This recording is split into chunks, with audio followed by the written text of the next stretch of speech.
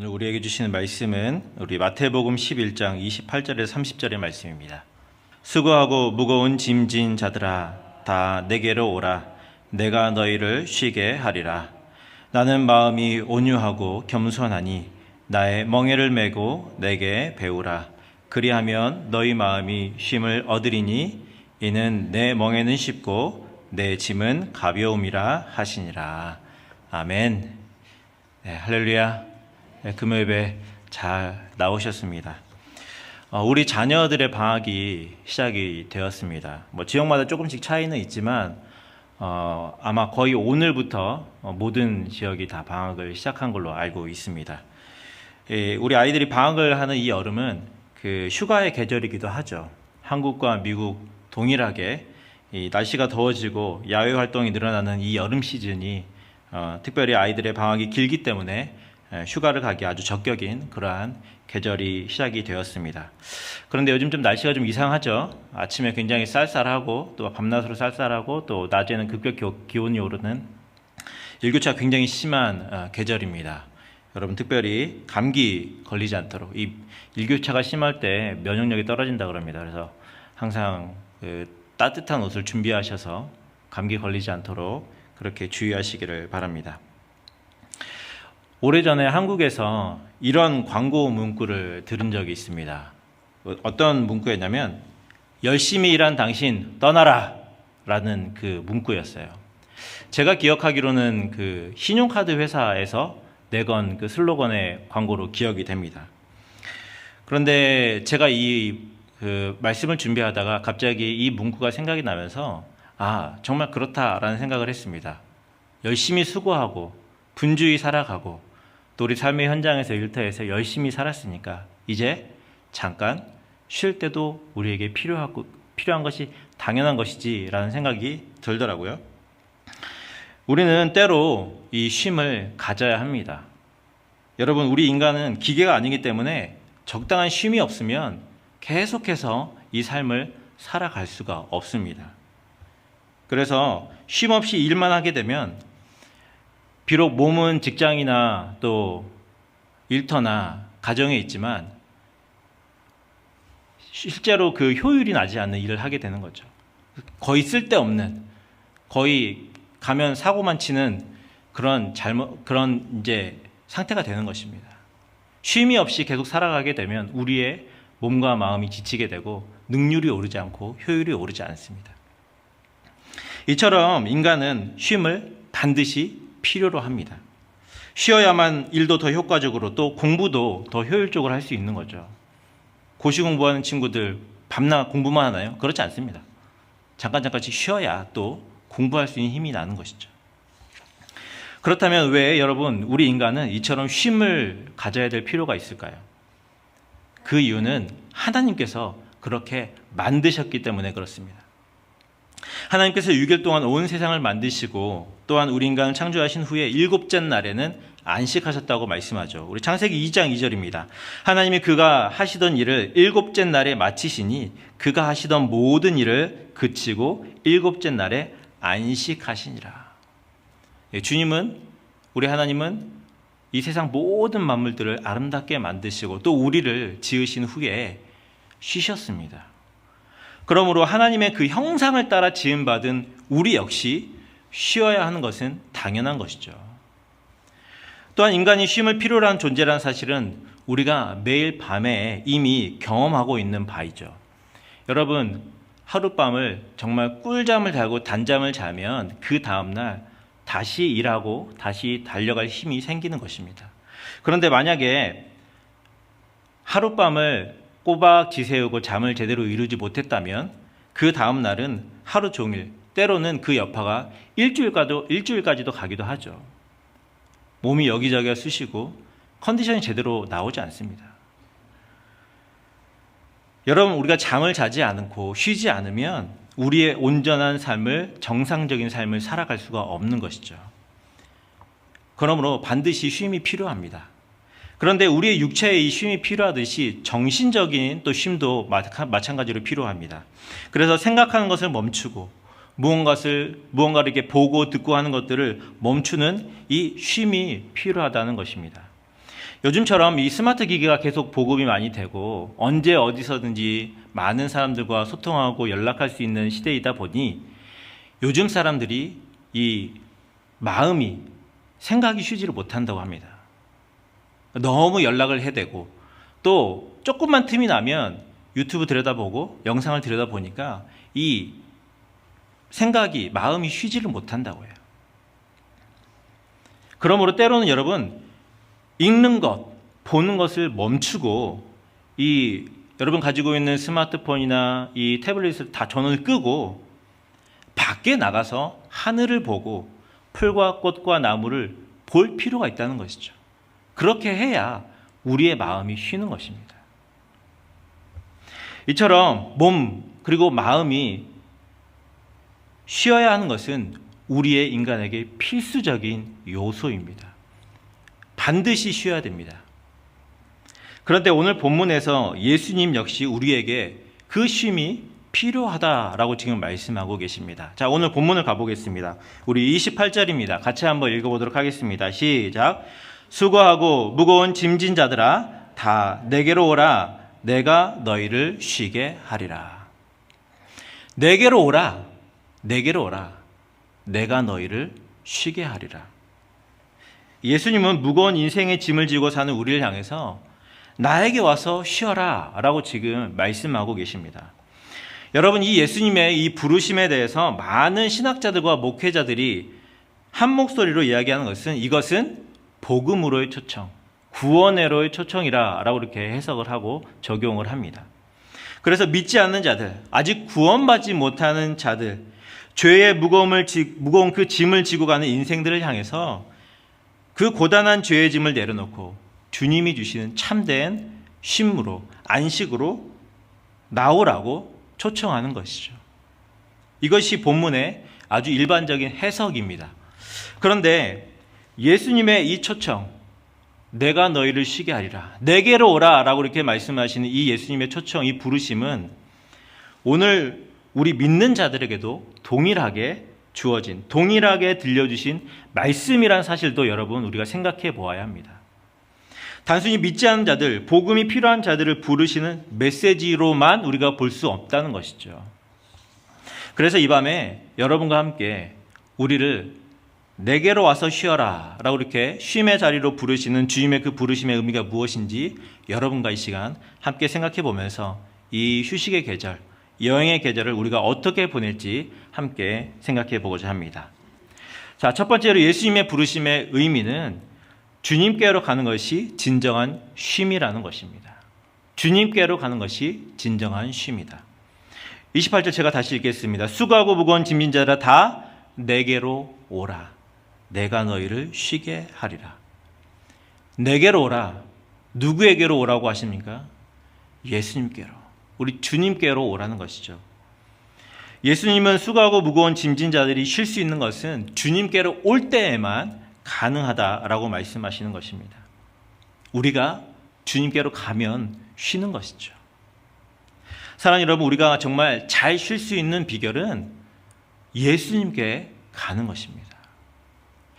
저 비싸고 화려한 호텔에 가서 쉬는 것이 아닙니다. 저기 깊은 산속에 아주 조용한 오두막, 예쁜 오두막이나 캠핑장에 가는 것이 아닙니다. 시원한 바닷바람과 모래사장이 펼쳐진 예쁜 바다로 가는 것도 아닙니다.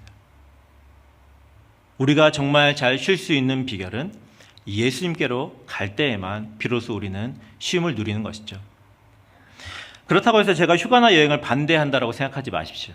여러분들이 여행을 가고 휴가를 가는 것 전 당연하다고 생각을 합니다. 필요하다고 생각하고요. 저 역시 그러한 여행을 좋아합니다. 그런데 제가 말씀드리고 싶은 것은 우리가 쉼을 얻기 위해 여행을 하고 휴가를 가지만 정작 우리의 여행지, 휴가지에 주님이 계시지 않으면, 주님과 함께 가지 않으면 거기에는 진정한 쉼이 있을 수 없다라는 말씀을 여러분께 드리고 싶은 것입니다. 저희 목사들, 이 사역자들에게 있어서 휴식은 주일 사역을 쉬는 것이 바로 진짜 휴가고 진짜 쉼입니다. 왜냐하면 아무래도 이 목회자들은 주일 사역이 이 모든 사역 중에서 가장 핵심적인 사역이지 않습니까? 그렇다 보니까 목회자가 주일날 쉬는 것이 진짜 이제 휴가가 되는 것이죠. 그런데 목회자가 주일이 휴가라고 해서 여러분 예배를 쉴 수 있는 것입니까? 아닙니다. 주일을 휴가라고 받았다고 해서 그럼 나 예배 안 드려도 되겠구나 라고 생각하는 건 오산이라는 것이죠. 주일날 휴가가 포함되어 있으니 주일날 저기 멋진 산에 올라가 쉬자, 또는 호텔에 가서 수영하면서 쉬자, 이게 아니라는 것이죠. 아무리 목회자가 주일을 포함한 휴가가 주어졌다고 해도 하나님께서 목회자한테, 목사에게 김 목사 예배 빼먹고 저기 산에 가서 저기 호텔에 가서 잘 놀다 와라, 잘 쉬다 와라 라고 하지 않으신다는 것입니다. 쉼이라는 것은 예배를 빼먹고 다른 곳에 가서 시간을 보내는 것이 아니라는 것이죠. 저는 목회를 하시는 이 부모님 아래서 제가 자랐기 때문에 제가 어렸을 때 한 번도 주일을 빼먹어 본 적이 없습니다. 이것은 뭐 제 자의로 한 적은 한 번도 없고 타의로 주일을 빼먹을 수 없는 것이죠. 아버지가 가지 않으시니까. 작은 시골 교회를 혼자 담임하시는 아버지 때문에 주일을 한 번도 빼먹어 본 적이 없습니다. 아버지가 누구를 대체하고 주일을 쉬러 가시는 그것을 생각해 보신 적이 없는 것 같아요. 한 번도 안 빠지셨어요. 근데 이게 이제 어렸을 때 저의 불만이었어요. 다른 친구들은 주일날 산으로 들로 바다로 놀러 가서 즐겁게 놀다 오는데 나는 주일날 항상 이 교회만 있는 것이 늘 제게 약간의 불만이 쌓여 있었습니다. 그래서 어느 날 제가 아버지께 왜 주일날 휴가를 가면 안 되느냐라고 물었어요. 그랬더니 아버지께서 이렇게 말씀하셨습니다. 야, 다른 사람 일하는 평일에 휴가 가면 길도 안 막히고 사람도 별로 없고 얼마나 좋냐 라고 그렇게 얘기하시더라고요. 그래서 순간 그 말에 되게 맞네 라는 그 수긍을 하면서 더 이상 아버지한테 따지지 않았던 기억이 있습니다. 그런데 여러분, 많은 경우 우리가 주일을 끼워서 휴가를 가게 되면 우리는 너무 쉽게, 정말 너무 쉽게 예배를 당연히 빼먹어도 된다라고 생각합니다. 가족들과 함께 오래간만에 여행 왔으니까 내가 잘 모르는 동네로 휴가 왔는데 뭐 어떻게 또 여기서 예배를 드린단 말이에요. 여러 가지 핑계를 대면서 예배에 대해서 중요하게 생각하지 않는다는 것이죠. 또한 여러분, 휴가 때 한번 생각해 보십시오. 평소에는 여러분 직장과 일터와 가정에서 그래도 성경을 한 장, 두 장이라도 읽고 하루를 시작하시죠. 말씀을 묵상하고 큐티를 하는 분들도 많이 계실 것입니다. 그런데 휴가만 가면, 여행만 가면 이게 다 스탑이에요. 아무것도 안 해. 그냥 그것을 쉬어도 된다라고 생각하는 것이죠. 예배와 말씀의 묵상을 하는 것이 마치 우리가 어떤 해야 되는 의무감과 일이 되어버렸기 때문에 휴가지에 가면 나는 그것도 쉴 거야. 다 쉬어버린다는 것입니다. 이게 여러분 우리의 착각이라는 것이죠. 여행을 가고 휴가를 가는 것, 우리가 말씀에서 막 벗어나고 예배에서 막 도망쳐 나가고 그러기 위해서 지금 휴가를 가는 것입니까? 아니지 않습니까? 여러분, 우리가 쉰다는 것, 어떻게 쉬어야 된다고요? 주님께로 갈 때에만 쉰다는 것입니다. 제가 최근에 이 가수 최시원 씨라는 분의 간증을 들은 적이 있어요. 화면에 보시면 이 사진이 나올 텐데요. 이 가수 최시원 씨, 가수 아이돌로도 오래 활동했던 친구인데, 그 새롭게 하소서라는 프로그램에 나와서 그 PD가 여러 번 한 번 나와서 간증해달라고 여러 번 얘기를 했대요. 그런데 사정해서 어쩔 수 없이 최근에 나와서 이 간증을 한 것을 제가 보았습니다. 여러 가지 이야기를 이제 많이 했는데 제 마음을 울리기는 한 가지가 있었어요. 무엇이냐면 그건 주일 성수에 관한 얘기였습니다. 이 최시원 씨는 가수 활동을 하기 때문에 해외 활동이나 해외 가야 되는 일들이 굉장히 많았다고 해요. 그래서 해외 일정이 잡히면 가장 먼저 주일이 중간에 들어간지 먼저 확인을 하고, 만약에 주일이 중간에 들어가게 되면 주일날 머물게 되는 그 숙소 근처에 혹시 한인 교회가 있는지를 찾아서 미리 이 주일 예배에 참석해도 되는지 여부를 물어보고 모든 스케줄을 짠다라는 이야기를 듣게 되었습니다. 제가 이 이야기를 들으면서 제 마음에 갑자기 그 생각이 들었어요. 아, 맞지. 우리 선배들이, 우리 어른들이 바로 이렇게 신앙생활을 했지라는 생각이 들었습니다. 예배가 가장 우선순위가 되었고 주일 성수가 중요한 신앙의 덕목이었던 시절이 있었다는 생각이 나면서 제 자신과 또 우리 교회를 생각해 보게 되었습니다. 우리는 과연 어떤지, 우리 선배들이 목숨을 걸고 지켰던 예배와 주일 성수는 우리는 어떻게 생각하고 있는지. 여러분, 진정한 쉼은 주님께로 가는 것입니다. 우리는 주님께로 가야만 온전한 쉼을 누릴 수 있습니다. 그러므로 이 밤에 진정한 쉼은 주님만 주실 수 있음을 꼭 기억하시고 올여름 여러분의 휴가 예수님의 손을 꼭 붙잡고 가실 수 있기를 바랍니다. 자, 두 번째로 예수님의 부르심의 의미는 주님의 멍에를 매는 것이 쉬는 것이라고 말씀하십니다. 29절을 제가 읽겠습니다. 나는 마음이 온유하고 겸손하니 나의 멍에를 메고 내게 배우라. 그리하면 너희 마음이 쉼을 얻으리니. 여기서 나의 멍에를 매는 것이 쉬는 것이라고 예수님께서 말씀하고 계시죠. 여러분, 멍에가 무엇입니까? 멍에는 소가 일을 하기 위해서 수레를 끌거나 또 밭을 가는 쟁기를 걸기 위해서 소가 매는 것이 멍에이죠. 그래서 멍에라는 것 자체는 일을 하기 위해서 매는 거예요. 저기 쉬러 가려고 매는 게 아니에요. 일을 하기 위해서 매는 게 멍에입니다. 소에게 일을 시키기 위해서 메우는 게 멍에죠.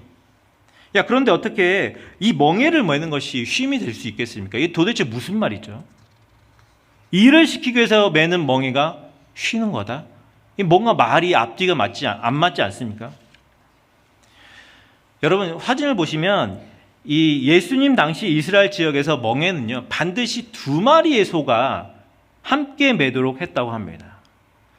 여러분, 저도 어렸을 때 기억을 해보면, 제가 그렇게 나이는 많지 않습니다. 그런데 저도 생각을 해보면, 시골에서 자라서 생각을 해보니까 이 소 한 마리가 등에 멍에를 메고 그 수레를 끌고 가거나 쟁기질을 하는 걸 제가 많이 봤어요.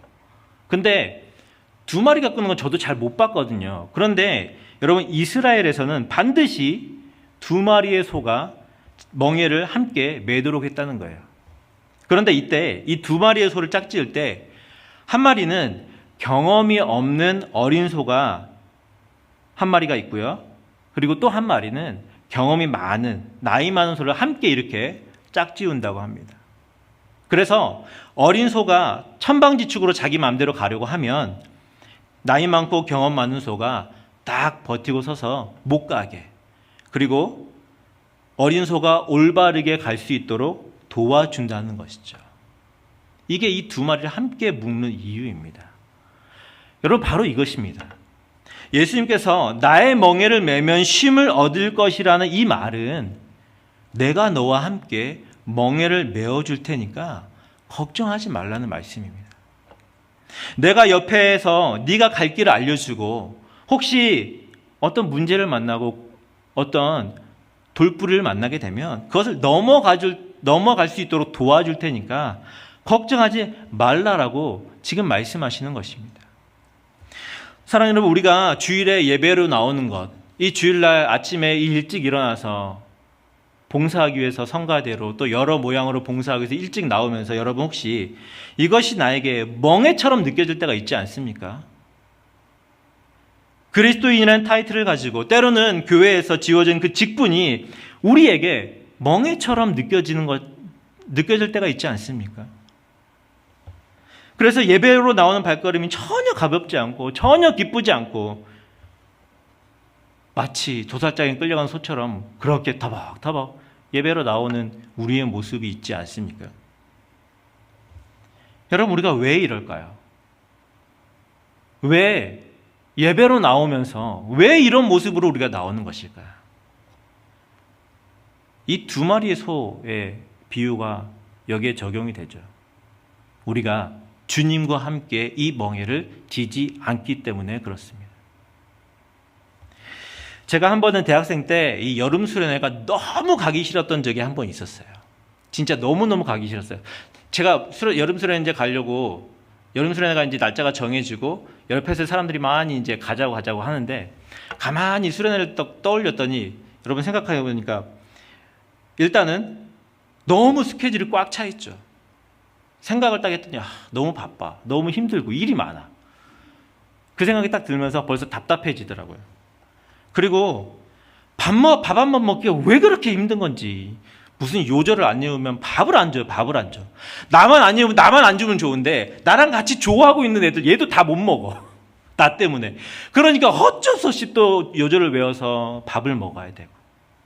또 저녁 집회는 왜 그렇게 긴 겁니까? 피곤해 죽겠는데 그냥.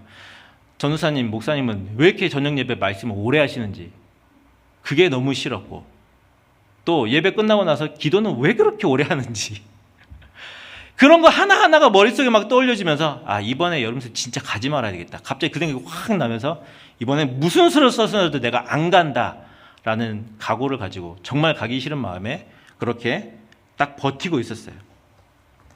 그런데 뭐 여러 가지 핑계를 대보고 다 해봤지만 결국에는 한 선배 손에 끌려가지고 어쩔 수 없이 이제 여름 수련회에 끌려갔습니다. 그러니까 아마 제 모습을 보면 도살장에 끌려간 아마 소의 모습이었을 거예요. 그냥 어쩔 수 없이 질질 끌려서 이제 수련회장을 가는 거예요. 그런데 제가 이렇게 억지로 질질 끌려서 수련회를 갔는데, 하나님은 이 수련회에서 제 인생에서 다시는 누리지 못할 정말 놀라운 은혜를 첫날부터 저에게 부어주시더라고요. 사랑하는 여러분, 주님이 주시는 멍에는 어려운 것이 아닙니다. 무거운 것이 아니라는 것이죠. 왜냐하면 주님이 우리와 함께 그것을 메고 가시기 때문에 그렇습니다. 오히려 주님과 함께 맨 멍에는 쉬운 것이고 우리가 능히 감당할 수 있을 뿐 아니라 거기에는 약속된 쉼이 반드시 있게 마련입니다. 오늘 30절의 말씀입니다. 이는 내 멍에는 쉽고 내 짐은 가벼움이라 하시니라. 주님의 멍에는 쉽고 가볍습니다. 그러므로 주님과 함께 멍에를 메고 약속된 쉼을 누리시는 저와 여러분 모두가 될 수 있기를 바랍니다. 마지막 세 번째로 이 예수님의 부르심의 의미는 주님께 배우는 것이 쉼이라는 말씀입니다. 29절의 말씀 우리 다 같이 한번 읽어볼까요? 시작. 나는 마음이 온유하고 겸손하니 나의 멍에를 메고 내게 배우라. 그리하면 너희 마음이 쉼을 얻으리니. 여러분 여기서 내게 배우는 것, 내게 배우면 쉼을 얻게 된다라고 말씀하죠. 자, 그런데 무엇을 도대체 배우라는 걸까요? 무엇을 배우라고 하는 걸까요? 그 앞절에 이 본문의 앞부분을 보시면 이렇게 나와 있죠. 나는 마음이 온유하고 겸손하니. 쉽게 말해서 예수님의 그 온유하고 겸손함을 배우라는 말씀입니다. 여러분 온유라는 말의 뜻을 알고 계십니까? 온유라는 말의 뜻? 제가 예전에 한번 여러분께 온유라는 이 말의 뜻을 한번 말씀드린 적이 있는데, 이 온유라는 말은 여러분 온화하고 유하다라는 뜻이 아닙니다. 무슨 말일까요? 이 온유라는 말의 뜻은 무엇일까? 여러분 성경에서 말씀하는 이 온유는 이런 상태예요. 맹수가 주인에게 잘 길들여진 상태를 바로 이 온유라고 표현하고 있습니다. 여러분 맹수는 강력한 힘과 능력을 가지고 있죠. 날카로운 발톱과 송곳니를 가지고 있고, 그리고 날렵한 몸과 강력한 턱, 이게 무는 힘을 가지고 있습니다.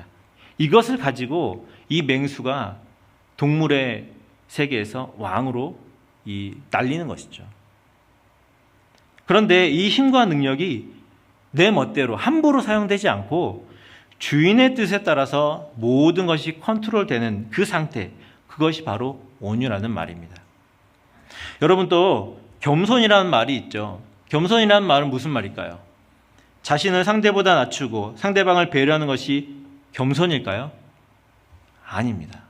성경이 말하는 겸손은 자기 자신을 아는 상태, 내가 누구인지를 아는 상태가 바로 겸손이라고 말씀합니다.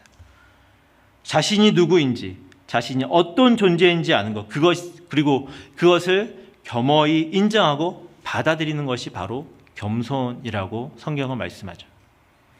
여러분, 예수님은 우리가 주님으로부터 이것을 배울 때 쉼을 얻는다라고 지금 말씀하고 있습니다. 여러분, 우리가 왜 쉬지 못할까요? 왜 쉼을 누리지 못할까요? 그 이유는 우리가 주님께 길들여지지 않고 우리 자신이 어떤 존재인지를 모르기 때문에 주님이 우리에게 주시는 쉼을 누리지 못하는 것입니다. 주님께 길들여지지 않고 자신의 자아가 펄펄 살아서 자신의 마음대로 살다 보니까 여기저기 부딪히고 깨지고 상하게 되는 것이 아닙니까?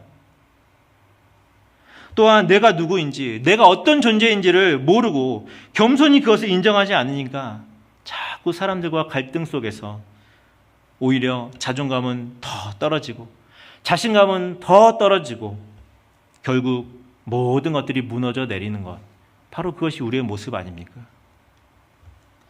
그러므로 우리가 진정으로 쉴 수 있으려면 예수님 앞에 나아가서 주님께 길들여짐으로 주님의 인도에 순종하며 겸손히 나 자신이 어떤 존재임을 배울 때 진정한 쉼을 누릴 수 있게 된다는 것입니다. 사랑하는 여러분, 주님께 이 온유함과 겸손함을 배우시고 익히실 수 있기를 바랍니다. 그런데 여러분, 여기서 우리가 생각할 것이 하나 있습니다. 우리가 주님께로 배우는 것, 우리가 주님께로 배우는 것은 마치 하나의 칼을 가는 것과 같습니다. 그래서 이 칼이 다른 사람을 향하게 되면 오히려 다른 사람에게 상처를 입히게 되겠죠. 날카롭게 주님께 배워서 이 칼을 갈아놨는데 이것을 다른 사람에게 향하게 되면 다른 사람을 상처 입히고 맙니다. 하지만 이것이 나 자신을 향하게 되면요, 외과 수술용 메스와 같은 역할을 하게 되어서 내 안에 썩고 골마 터진 것들을 수술하는 도구로 사용된다는 것입니다. 그러므로 여러분이 꼭 이것을 기억하셔서 주님께 배움으로 그 온유함과 겸손함을 배워서 약속하신 그 쉼을 누리시는 저와 여러분 모두가 될 수 있기를 바랍니다. 말씀을 정리하겠습니다. 올여름 여러분은 어떤 쉼을 계획하고 계십니까? 아마 각자마다 어떻게 내가 휴가를 가야지, 언제쯤 내가 휴가를 가야지, 누구와 함께 가야지, 이런 계획들을 다 세우고 계실 것입니다. 여러분, 그런데 혹시 여러분이 휴가를 가실 때 예수님은 그냥 교회에 계세요. 내 휴가는 내가 알아서 하겠습니다. 저 따라오실 필요 없어요. 이렇게 말씀하고 계시지 않습니까? 여러분, 이번 휴가, 이번 쉼은 반드시 예수님의 손을 꼭 붙잡고 가시기를 바랍니다.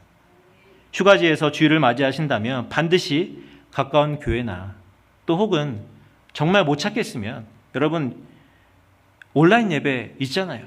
시간에 맞춰서 교회 사이트 들어오셔서 온라인 예배로 꼭 같이 들으시고, 만약에 저 깊은 산속에서 진짜 인터넷도 안 되는 그런 상황이 생긴다면 여러분 평소에 잘 아는 찬송 하나 하시고 평소에 여러분 좋아하는 구절 같이 외우시고 기도하며 예배 드리실 수 있는, 그래서 그 안에 그곳에서 주님과 함께 하시는 그 주님으로 인해서 쉬게 되는 저와 여러분 될 수 있기를 바랍니다. 또한 이번 여름 어쩌면 여러분 멍해처럼 여겨지는 이 교회 많은 여름 사역 여러분 함께 동참하심으로 주님 안에서 쉼을 누리시기를 바랍니다. 우리 자녀들의 BBS 여름 수련회 많은 손길들이 필요합니다. 또 많은 기도의 중보자들이 필요합니다. 기도해 주시고 또 멕시코와 단기 선교에 가능한 방법을 함께 동참해 주시기를 바랍니다. 마지막으로 주님의 온유함과 겸손함을 배우심으로 주님께 길들여져서 주님의 인도를 따라가는 그 은혜와 기쁨을 누리시는 이번 여름의 모든 시간을 되시는 우리 모두가 되시기를 주님의 이름으로 축원합니다. 주님만 내 도움이 되시고 주님만 내 빛이 되시는